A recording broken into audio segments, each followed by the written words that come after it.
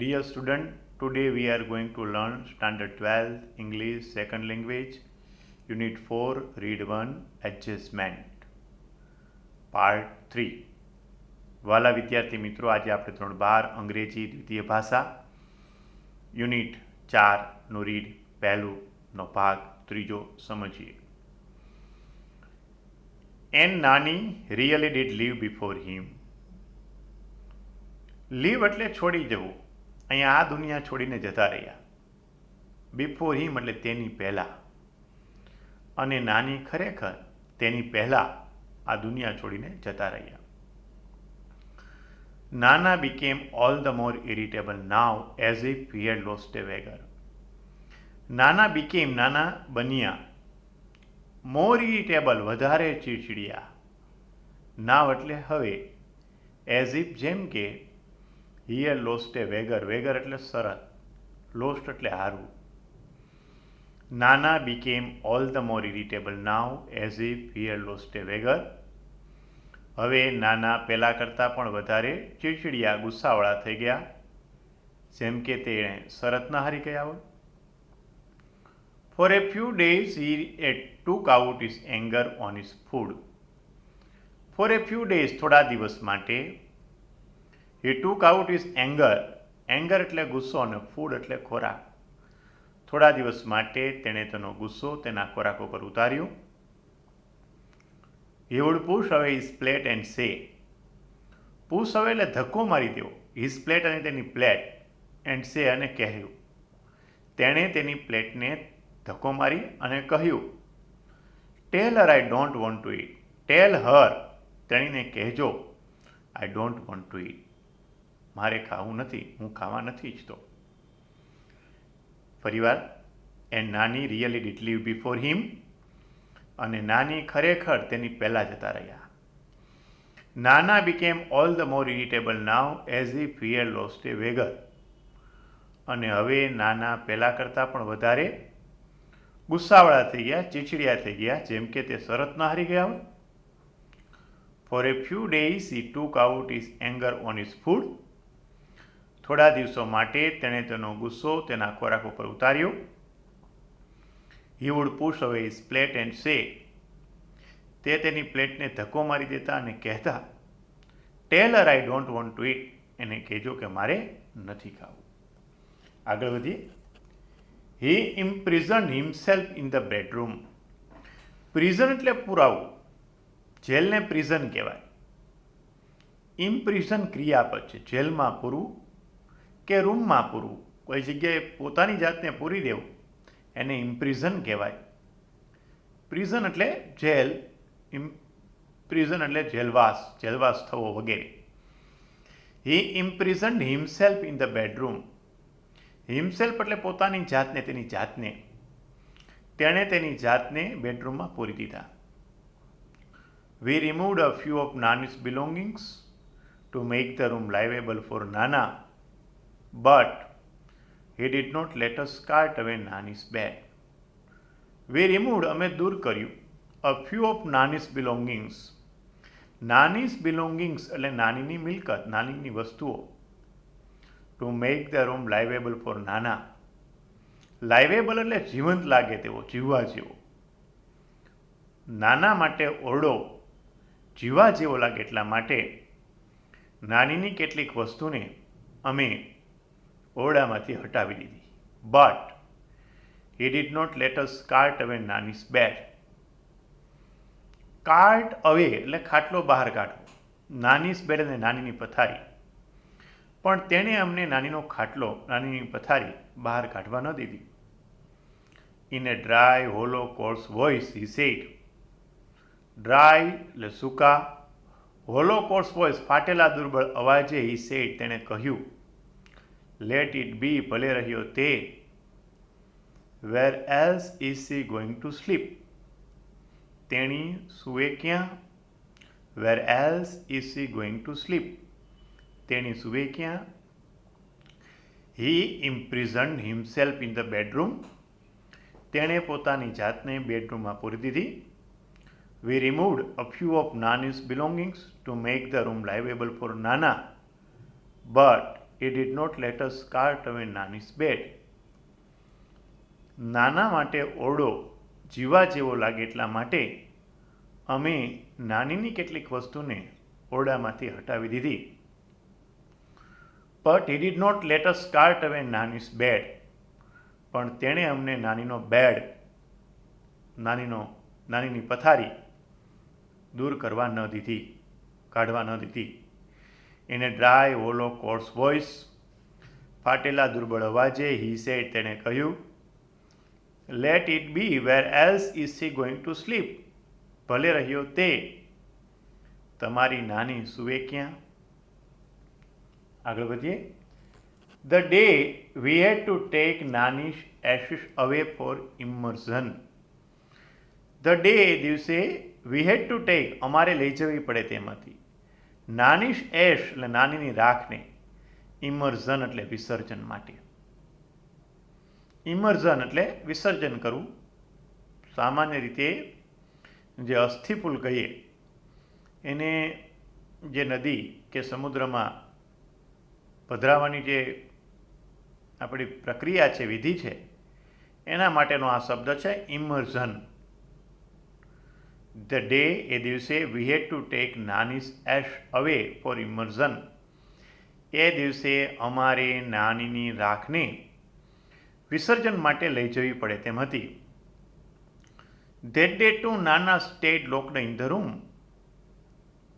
That day દિવસે two એટલે પણ, નાના સ્ટેડ લોકડ, સ્ટે લોકડ એટલે ઓરડામાં પુરાઈ રહેવું, ઇન ધ રૂમ એટલે ઓરડામાં.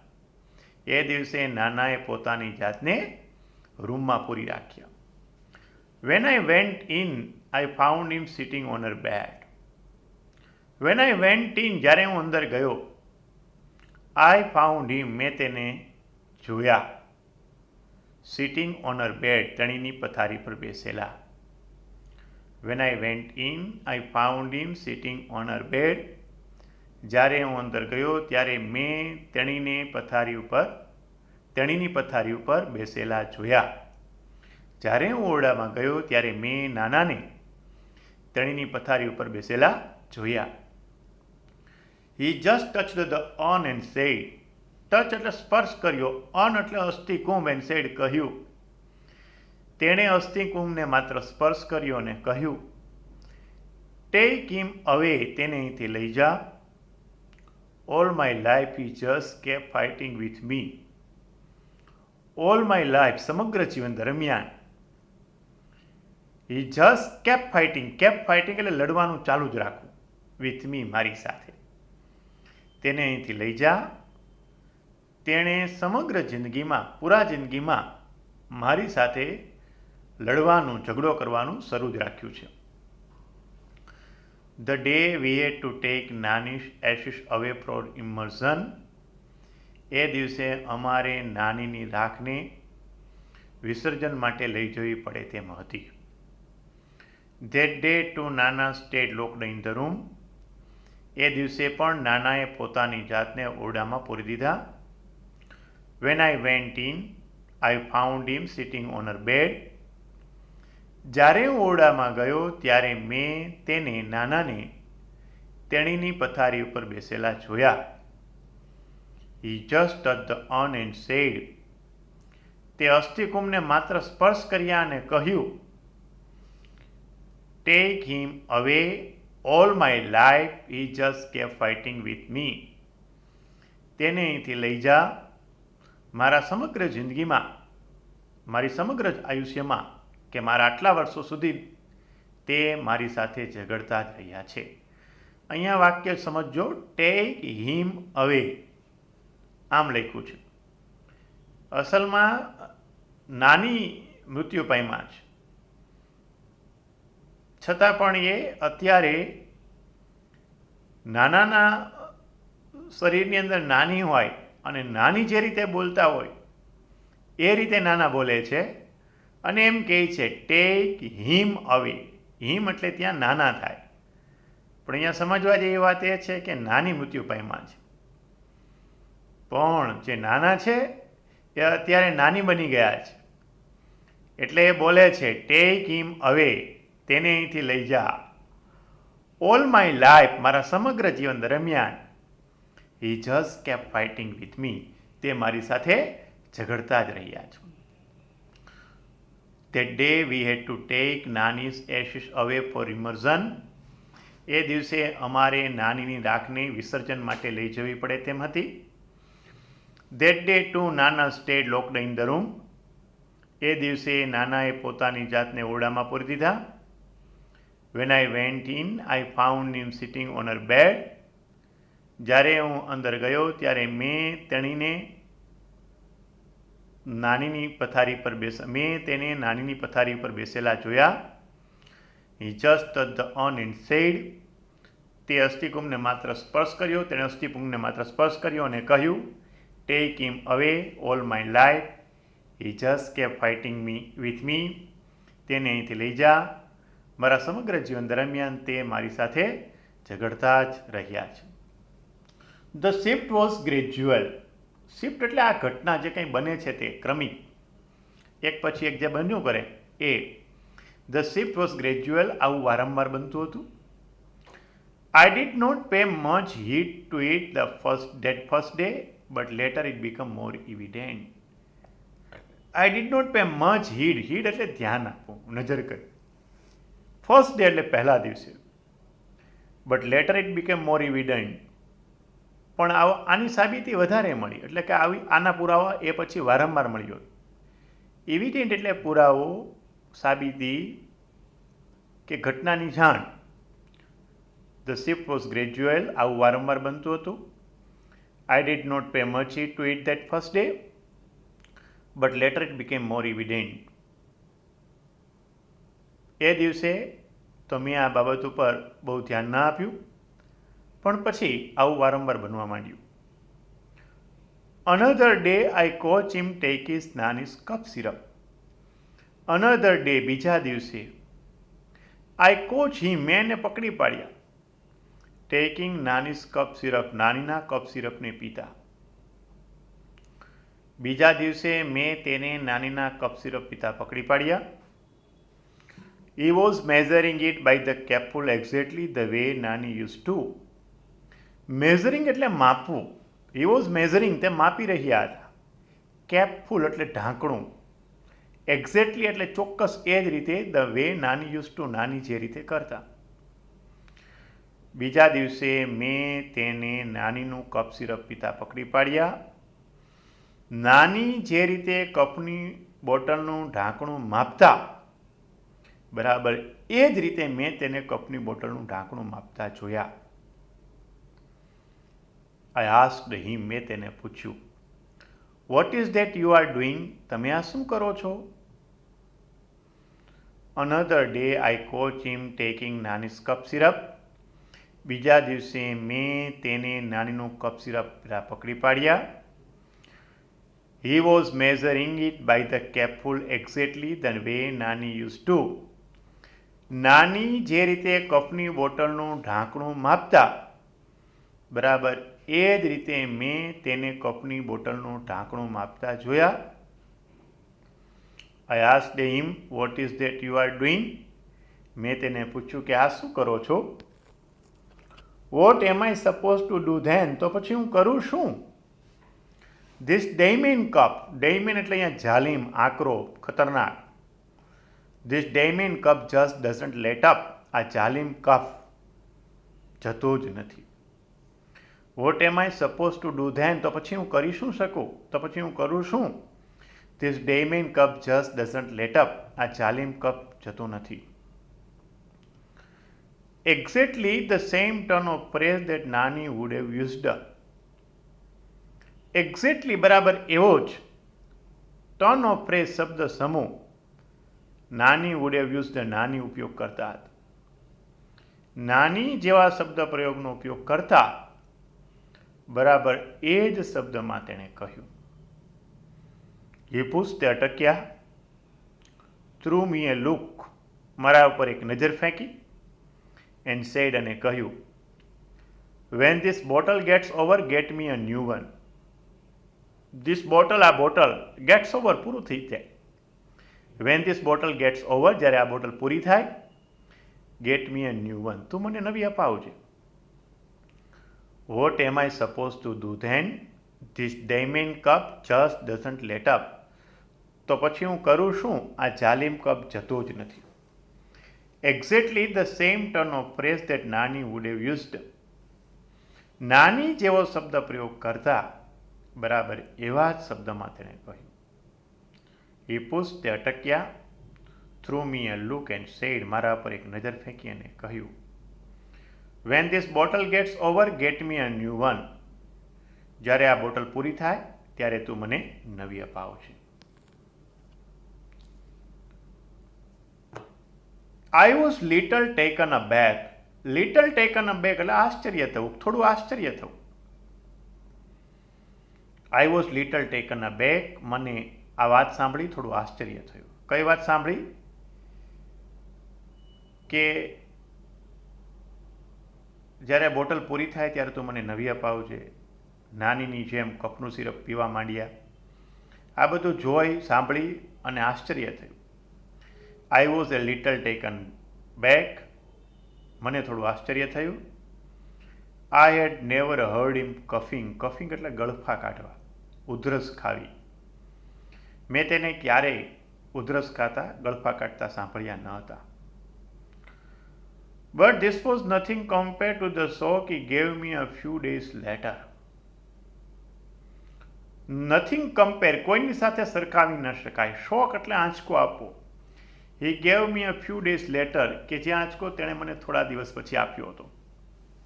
પણ થોડા દિવસો પછી તેણે મને જે આંચકો આપ્યો ને, એ આંચકાને બીજા કોઈ સાથે સરખાવી ન શકાય.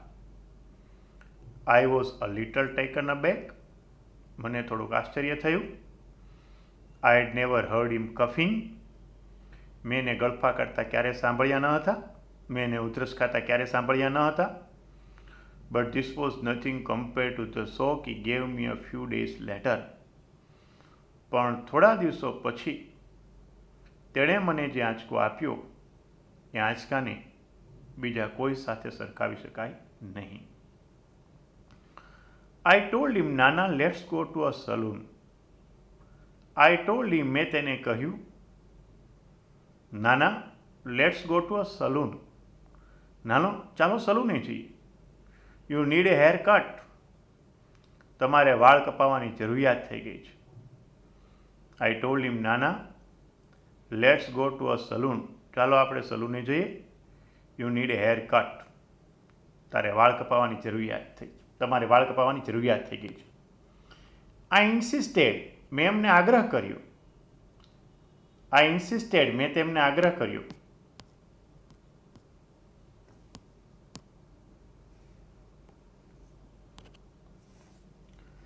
આઈ ઇન્સિસ્ટેડ, મેં તેમને આગ્રહ કર્યો. If you don't want to go then I will call a barber home. If you don't want to go, જો તમે જવા ન ઈચ્છતા હોય તો I will call a barber home, હું વાળંદને ઘરે બોલાવી લઈશ. I insisted, મેં આગ્રહ કર્યો. If you don't want to go, then I will call a barber home. જો તમે જવા ન ઈચ્છતા હોય તો હું વાળંદને ઘરે બોલાવી લઈશ. He did not even bother to look at me this time. Bother એટલે દરકાર કરવી, ધ્યાનમાં લેવું. He did not even bother to look at me this time. આ વખતે તેણે મારી સામે જોવાની દરકાર પણ ન કરી. He began to shake his head. Shake એટલે નામા મસ્તક ધૂણાવવું. He began to shake his head. No, he will kill me. તેણે તેનું મસ્તક નામાં ધૂણાવ્યું અને કહ્યું, ના, તે મને મારી નાખશે. He does not like my hair cut short. He does not like, એને ગમતું નથી. My hair, મારા વાળ, cut short, ટૂંકા કાપી નાખો. He does not like my hair cut short. તેને હું ટૂંકા વાળ કપાવું એ જરાય ગમતું નથી. He will never approve. તે આ વાત ક્યારેય નહીં સ્વીકારે. I insisted, if you don't want to go, then I will call a barber home. મેં આગ્રહ કર્યો કે જો તું જવા નહીં, જો I insisted if you don't want to go, then I will call a barber home. મેં આગ્રહ કર્યો કે જો તમે જવા નહીં ઈચ્છો તો હું વાણંદને ઘરે બોલાવીશ. He didn't even bother to look at me this time. આ વખતે તેણે મારી સામે જોવાની દરકાર પણ ન કરી. He began to shake his head. No, no, he will kill me. તેણે નામા મસ્તક ધુણાવ્યું અને કહ્યું, ના ના, તે તો મને મારી જ નાખશે. He does not like my hair cut short. તેને હું ટૂંકા વાળ કપાવું એ જરાય નથી ગમતું. He will never approve. તે આ વાત ક્યારેય નહીં સ્વીકારે. આગળ વધીએ. His intonation was nasal. ઇન્ટોનેશન એટલે બોલવાનો લહેકો, ટોણો. નેઝલ એટલે નાકમાંથી હતું. His intonation was nasal. તેનો બોલવાનો લહેકો, ટોણો નાકમાંથી હતો. Exactly like નાનીસ, બરાબર નાની જેવો જ. His intonation was nasal, exactly like Nani's. તેનો બોલવાનો લહેકો, ટોણો નાકમાંથી હતો, બરાબર નાની જેવો જ. It seemed as if it was Nani who was speaking. It seemed એવું લાગતું હતું. It was Nani who was speaking. એ નાની હતા કે જે બોલતા હતા. It seemed as if it was Nani who was speaking. એમ લાગતું હતું કે તે નાની જ બોલતા હોય. I moved back a little worried. હું થોડીક ચિંતા સાથે પાછો ફર્યો. His intonation was nasal, exactly like Nani's. તેનો બોલવાનો લહેકો એ નાકમાંથી હતો, બરાબર નાની જેવો જ હતો. It seemed as if it was Nani who was speaking. એમ લાગતું હતું કે નાની જ બોલતા હોય. I moved back a little worried. હું થોડીક ચિંતા સાથે પાછો ફર્યો. I had a friend, Dr. K.D. Kamble, a psychiatrist. I called him over. I had a friend, મારા એક મિત્ર હતા, doctor KD Kamble. Doctor KD Kamble, a psychiatrist, મનોવિજ્ઞાનિક. I called him over. મેં તેમને બોલાવ્યા. I had a friend, Dr. K.D. Kamble, a psychiatrist. I called him over. મારા એક મિત્ર હતા, ડૉક્ટર કેડી કામલે, મનોચિકિત્સક. મેં તેમને બોલાવ્યા. He talked to Nana at length for hours. He talked to Nana. તેણે નાના સાથે વાત કરી. લેન્થ એટલે વિસ્તારપૂર્વક. ફોર અવર, કલાકો સુધી. He talked to Nana at length for hours. તેણે નાના સાથે વિસ્તારપૂર્વક કલાકો સુધી વાત કરી. Most of the time, Nani kept quiet. Most of the time, મોટાભાગના સમયે, Nani kept quiet. નાનીએ મોઢું બંધ રાખ્યું. Most of the time, Nana kept quiet. મોટાભાગના સમયે નાનાએ મોં બંધ રાખ્યું. He did not answer most of Dr. Kamble's queries. He did not answer. તેણે જવાબ ન આપ્યો. Most of Dr. Kamble's queries એટલે પ્રશ્નો. He did not answer most of Dr. Kamble's queries. તેણે ડૉક્ટર કામ્બલેના મોટાભાગના પ્રશ્નોનો જવાબ ન આપ્યો. But when he did, પણ જ્યારે તે બોલતા, he spoke like Nana normally did. He spoke, તે બોલતા, like Nana, નાનાની જેમ, normally did, સામાન્ય રીતે બોલતા. But when he did, he spoke like Nana normally did. પણ જ્યારે તે બોલતા, ત્યારે નાના એના સામાન્ય અવાજમાં જેમ બોલતા ને તેમ બોલતા. And in his own voice, એના પોતાના અવાજમાં. Something else became evident too. To one of the numerous questions that Dr. Kamble asked him. Something else became evident. પણ એક વાતમાં એણે સાબિતી આપી. પણ એક વાત પુરાવા રૂપે બની. To one of the numerous questions, સંખ્યાબંધ પ્રશ્નો. ન્યુમરિયસ એટલે અસંખ્ય અને ક્વેશ્ચન એટલે પ્રશ્નો. તે ડૉક્ટર કામ્બલે asked him. ડૉક્ટર કામ્બલે તેને પૂછેલા. પણ ડૉક્ટર કામ્બલેએ તેને પૂછેલા સંખ્યાબંધ પ્રશ્નોના જવાબ આપવામાં તેણે એક વાતની સાબિતી પણ આપી. He said, તેણે કહ્યું, this only she can answer. આનો જવાબ તો માત્ર તેણી જ આપી શકે. I will ask her when she comes. જ્યારે તેણી આવે ત્યારે હું એને પૂછી જોઈશ. જ્યારે તેણી આવશે ત્યારે એને હું પૂછી જઈશ. હી ટોક ટુ નાના એટ લેન્થ ફોર અવર્સ. તેણે નાના સાથે કલાકો સુધી વાત કરી, વિસ્તારપૂર્વક વાત કરી. Most of the time Nana kept quiet. મોટાભાગના સમયે નાનાએ મોં બંધ રાખ્યું. He did not answer most of doctor Kamble's queries. તેણે ડૉક્ટર કામ્બલેના મોટાભાગના પ્રશ્નોના જવાબ ન આપ્યા. But when he did he spoke like Nana normally did and in his own voice. પણ જ્યારે તે બોલ્યા ત્યારે તે નાના એના પોતાના અવાજમાં જેમ સામાન્ય રીતે બોલતા ને એમ બોલ્યા. Something else became evident too to one of the numerous questions that Dr. Kamble asked him. પણ ડૉક્ટર કામ્બલેએ તેને પૂછેલા સંખ્યાબંધ પ્રશ્નોના જવાબ આપતી વખતે એક પ્રશ્નમાં તો તેણે સાબિતી પણ આપી. હી સેડ, તેણે કહ્યું, this only she can answer. આનો જવાબ તો માત્ર તેણી જ આપી શકે. I will ask her when she comes. જ્યારે તેણી આવશે ત્યારે હું એને પૂછી જોઈશ. તો વિદ્યાર્થી મિત્રો, આજે આ યુનિટના આ ત્રીજા પાર્ટમાં અહીં સુધી રાખીએ. બાકીનો યુનિટ એ પછીના લેક્ચર વિડીયોમાં આપણે જોઈશું. આભાર.